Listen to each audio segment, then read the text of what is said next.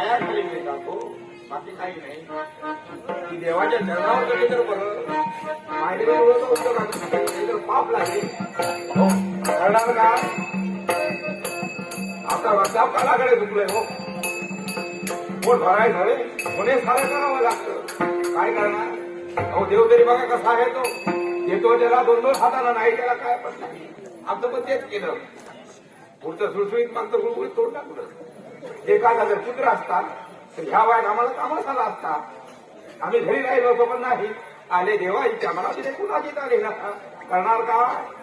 म्हणून अजूनही आम्हाला कामं करावी लागतात. हो कुणाची एकादशी, कुणाचा सत्यनारायण, कुणाचा ग्रह प्रवेश, कुणाच्या 12व 13व त्यात आलं. काय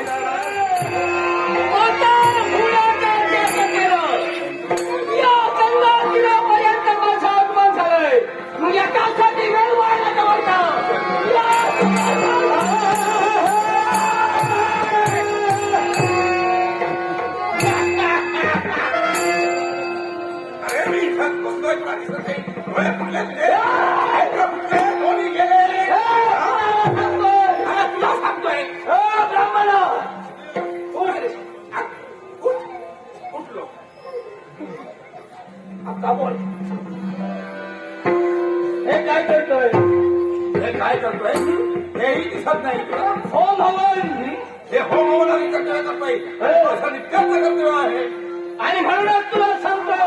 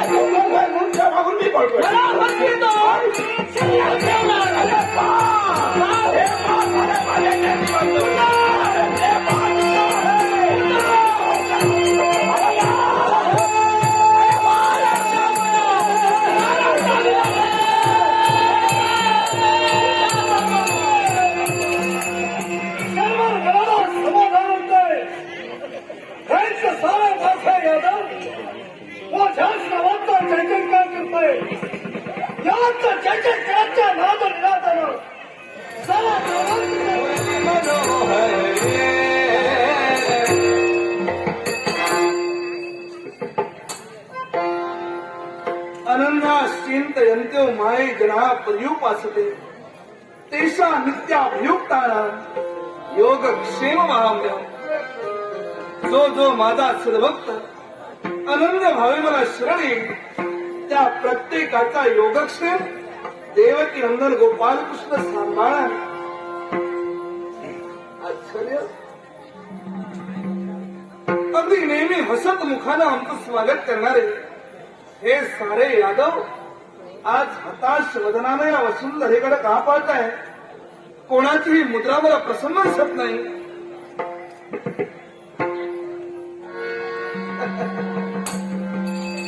आला उचलून. सत्ते पुढे कोणाचाही शहाणपणा चालत नाही. कदाचित नेहमीप्रमाणे राजा आज्ञा असेल. कृष्ण जर इथं आला याच्याशी कुणीही बोलायचं नाही आणि म्हणून मनात असून सुद्धा कोणी माझ्याशी बोलत नाहीये. मग ठीक आहे, इथं जर हा प्रसंग आहे पुढं महाप्रसंग निर्माण झाला असणार आहे. दादा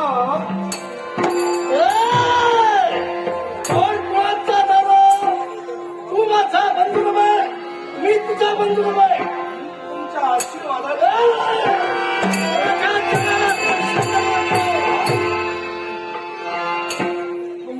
स्पर्श करायचा आहे. चरणाला माझा स्पर्श करू आशीर्वाद मिळणार. बापरे, एवढा मोठा रोग झालाय तुम्हाला.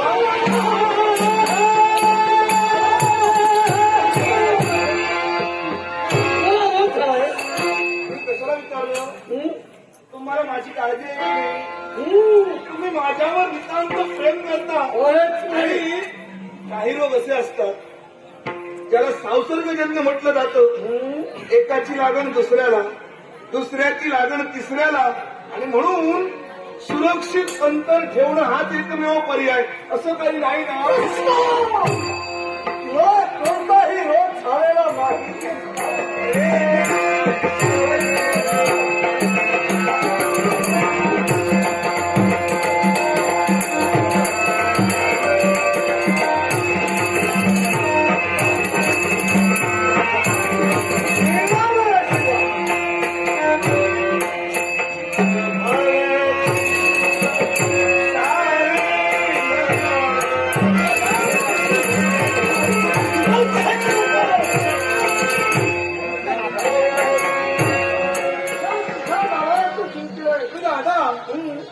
तुमच्या मुखातली शब्द मी कधीही विसरू शकत नाही. लीन तेरं सारं जग निघता येतं. अहंकाराकाळी सारा सर्वस्वाचा नाश होतो. आणि म्हणूनच ती लीनता मी तुमच्या चरणी निघून गेली आणि तुमचा आशीर्वाद मिळला. दादा काका, आज एका थोर उदात्त हेतून मी तुमच्यापर्यंत आलोय. मोठा हेतू लावला. फार मोठा हेतू आहे. कसा कोणता नाही. हो, मला सांगा, आपल्या तोंडावर जर आपली कोणी स्तुती करत असेल तर ती स्तुती असू शकते का? नाही, मुळीच नाही. आणि म्हणून आपल्या मागाहून, म्हणजे आपल्या नकळत जर आपल्या बाबतीत कोणी काही चांगलं बोलत असेल तर ते खरं आपलं कौतुक आहे. बरोबर की नाही? निश्चितच. आणि म्हणून तुम्ही राजकर्त्या, हे सारे यादव तुमच्या नकळत तुमच्या बाबतीत काय बोलताय हे ऐकण्यासाठी म्हणून या द्वारकेत मी आज फेरफटका मारायला गेलो होतो. द्वारकेत फेरफटका मारण्यासाठी म्हणून मला उशीर झाला. आणि म्हणून इथं यायला संधी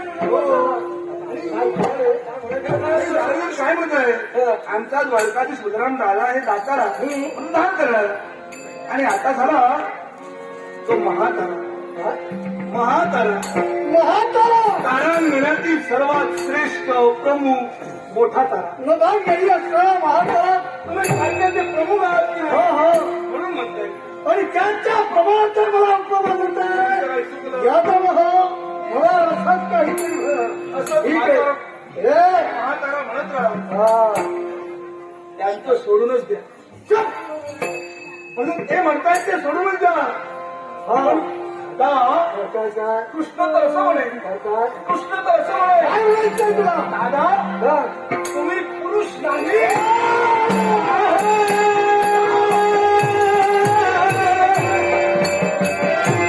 आता डोकं ठिकाणावर आहे.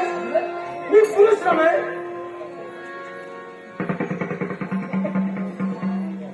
काय झालं काय? मला असं म्हणायचं होतं, तुम्ही सामान्य पुरुष नाही, तुम्ही महापुरुष आहात. तुम्ही महापुरुष आहात. महान पुरुष आहे.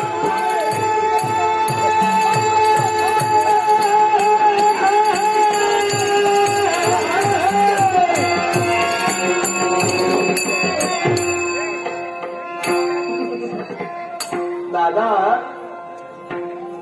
राजा या पदवीस पात्र नसे जगती कोणी मानवी. राजा राज्य ईश्वरी इच्छामुळे चालवी. ईश्वराच्या प्रचंड इच्छा बळाशिवाय कोणताही राजकर्ता राज्य सांभाळू शकत नाही. तुम्ही एक राजकर्ता, पण जाता जाता तुमच्या मुखातून शब्द बाहेर पडले, कृष्णा तुझी मला गरज नाही. पण दादा तुम्ही हे विसरला, कधी कोणाला कोणाची गरज केव्हा आणि कशी पडेल हे सांगता येत नाही. येतोय तुमच्या मायावर.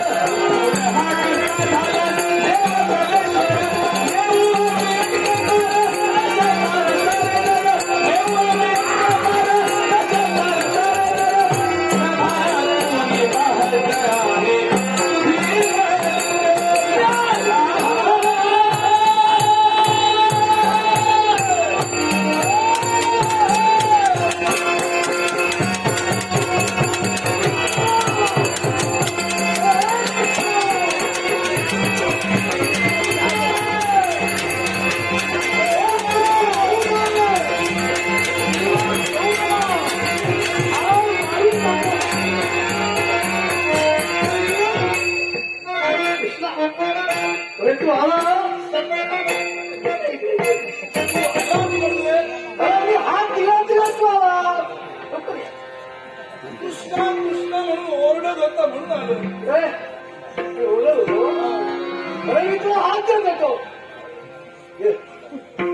बाबा, हा. पराक्रम संपले. पराक्रम संपले म्हणून याला मी कसा मारणार कशासाठी एवढा त्रास? एकाच कारणासाठी मृत्यूलोकाच्या ठिकाणी वावरणारे ब्राह्मण. ऋषी लोकातील ब्राह्मण होय हो, काय वावं केलं त्यांनी? तेच ब्राह्मण या गंगातीर होमवणाचे कार्य करतात, हा जेणेकरून त्यांचा आविर्भाव त्या देवतांना मिळतोय. हो. तुम्हा देवतांची शक्ती वाढते म्हणून आम्हा दानवांना अपयश. हे दानवेश्वर, काय ते मृत्यू लोकातील ब्राह्मण जे होम हवन यज्ञ यागादी कर्म करतात तर हे त्यांचं नित्याचं कर्तव्य आहे आणि ते धर्म कार्य आहे. ते धर्म कार्य करत असताना तुम्ही अधर्म का करता? याला आणि तशाच प्रकारचं कारण आहे. कारण या संपूर्ण विश्वात स्वतःचं अस्तित्व आम्हाला ठेवायचंय. म्हणजेच देवतांवर तुम्हाला विजय प्राप्त होत नाही आणि म्हणून त्याचं खापर तुम्ही ब्राह्मणांच्या